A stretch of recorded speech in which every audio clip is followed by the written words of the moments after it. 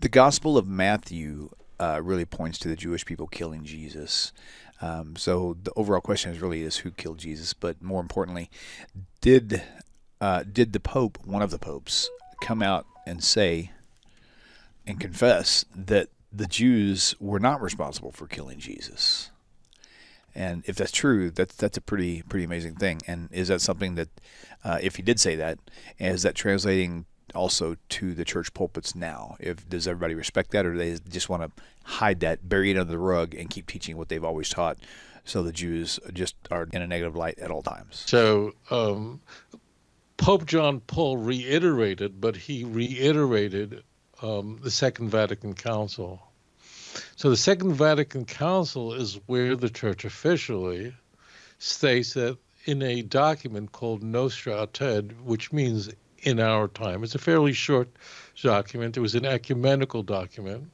Our context is it was essentially convened after the Holocaust, after Pope Pius XII. I miss Pius XII so much.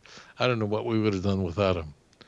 So the Catholic Church had a massive scandal on its hands. It immediately signed a relationship with Nazi Germany immediately when Hitler rises to power.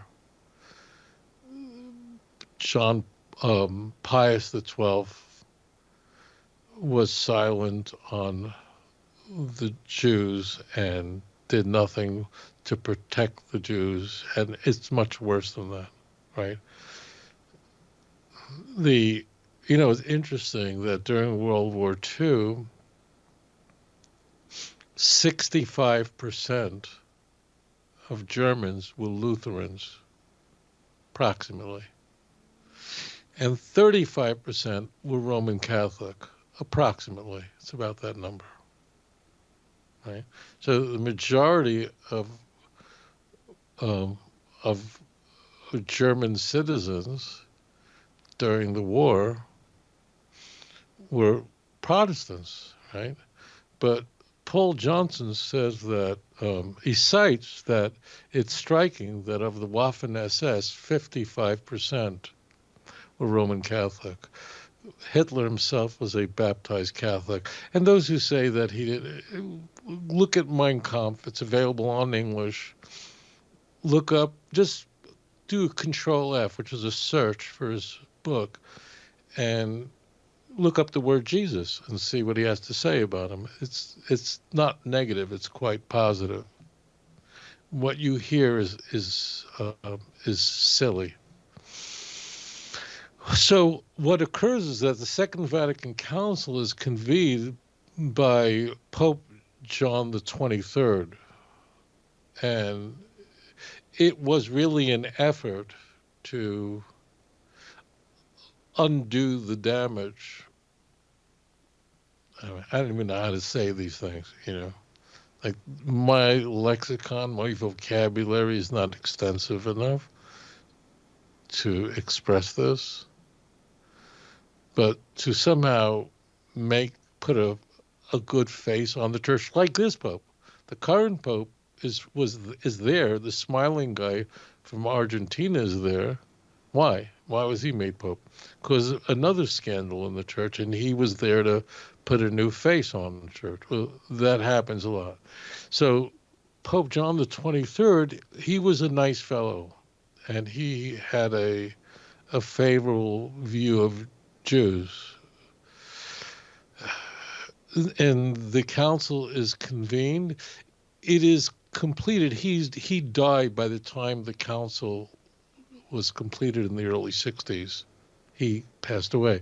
But it is produced from that council that the Jews are our elder brother. But more germane to your question, it insisted that the Jews today are not responsible for the killing of Jesus. The New Testament explicitly says that the Jews are responsible for killing Jesus.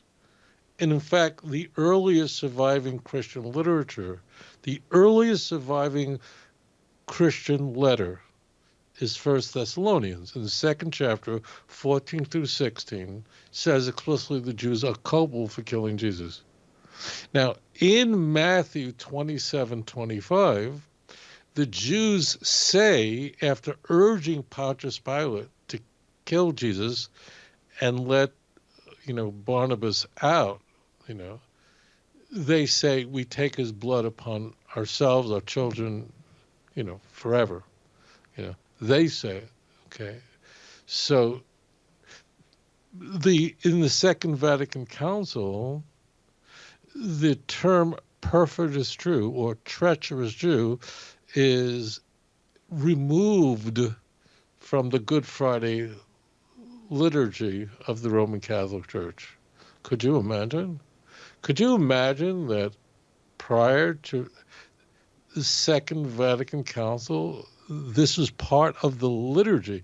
The Roman Catholic service is a highly structured liturgical service. It's really quite formal. I mean, Catholics around the world said treacherous Jew. Imagine that.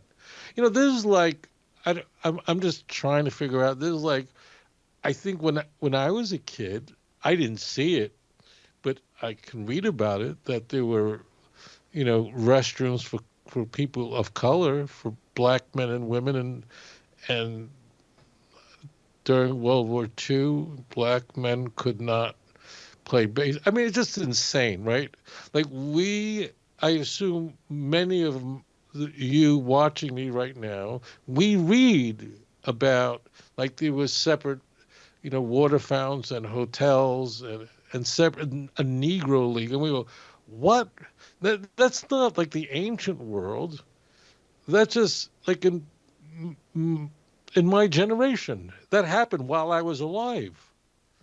Right? We're not talking about the 18th century. This is crazy. This is not like what went on, before Lincoln, and it was like Lincoln just cleared everything up and everything was hunky dory. All right. Anyways, I'm sort of going off the rails here, but I think about this, and I imagine you do too. This is like crazy, crazy stuff. So the church held the Jews, not just of the time of Jesus, but forever, as uniquely culpable for killing Jesus. The New Testament says so explicitly. Explicitly. There's a street debate that I have with a fellow in Jerusalem where he accused the Jews of responsibility for killing Jesus. And he thought I would throw a tantrum on Jaffa Road. And I didn't. I said, you're right. He's right.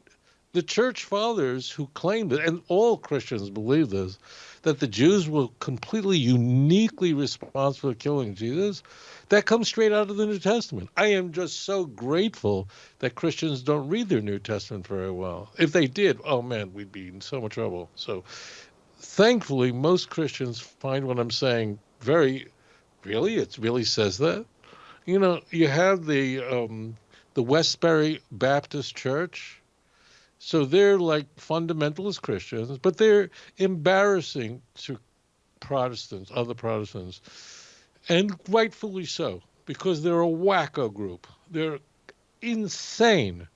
I mean, they do really grotesque things, screaming at the graveside of American soul. I can't even repeat over this stuff. They're kind of like the Natura Carta for the Jews. It's just an outlier, crazy group. And they insist that the Jews killed Jesus, and they hold the verses to support that. So they're technically Orthodox Christian, lowercase o, just in Natura Carta, technically it would be Orthodox Judaism, technically, but they're off the wall. They're clowns. But they're not off the wall completely, because their claims about the Jews is all over the Christian Bible. So it wasn't Pope John Paul, but it was Pope John the 23rd, or we could say it was the Second Vatican Council, which didn't reform the Roman Catholic Church dramatically about Jews, but every change it made was for the better. It really did change. It's so intriguing, incidentally, that there are ultra-conservative Catholics out there, like our good friend Melvin Gibson, right, who do not accept the Second Vatican Council and believe that the last real pope, the last authentic pope, was Pope Pius XII, Hitler's pope. They believe all these popes now who hold the Second Vatican Council, many of them have big YouTube channels. They're big out there. These guys hold that they're all apostate popes. They don't accept this pope at all. These are the guys who not just hold of the Latin Mass and all that stuff, but these are ultra conservatives. But this is not a small group. This is this is not an outlier. This is not like weirdos. They're ultra conservative Roman Catholics. Invariably, they're very anti-Semitic because they hold that all these documents doesn't count. Only Pius XII was the last legitimate pope. There are a lot of these people out there. I could say more if I wanted to make the show even more provocative than it is about celebrities, people on talk shows who hold to this, but I don't want to because I think it would be gratuitous. It's unnecessary. So yes, you're right, but it's that Second Vatican Council, so it's, it was convened in the late 50s. It was locked up early 60s, and that's where it stems from. And later popes would simply reiterate what the Second Vatican Council says. It doesn't say the Jews are right or anything, but it does use nice language. So thank you so much for your question. If you enjoy this channel and the content, and it has changed your life, or perhaps the life of a loved one or a close friend, would you please consider supporting this work? You can click this link and it'll take you directly to my website with the donate button. Or there's a Patreon link and a mailing address for snail mail if you would prefer. If you do donate, please do me a favor and leave me a phone number where I can contact you and thank you properly. I hope you all have a wonderful 2025. Shalom.